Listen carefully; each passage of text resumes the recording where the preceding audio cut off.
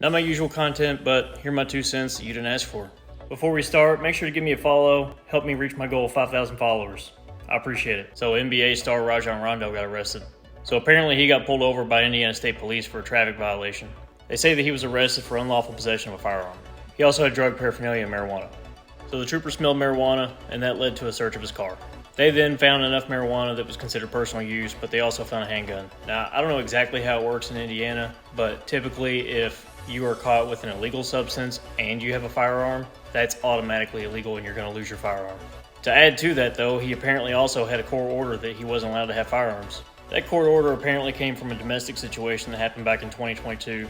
He allegedly lost his temper whenever he found out that a child that he was playing video games with wasn't allowed to play video games anymore.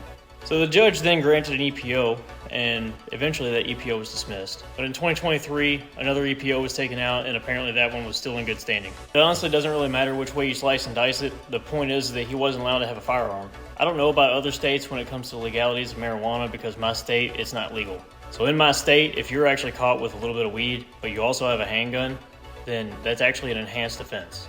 What that means is that if it was supposed to be a Class A misdemeanor, it then turns into a felony. I don't condone smoking marijuana if it's illegal, but if it's legal and that's your thing, have at it. But it is never a good idea to have a firearm and drugs at the same time. This is also why it's a law in my state that you're not allowed to carry any kind of firearm whenever you are at a bar. It changes your mental state, and you're most likely not going to make a very good decision with it. So if you're the kind of person that likes to partake in the jazz cabbage, make sure you leave your mouse tool at home.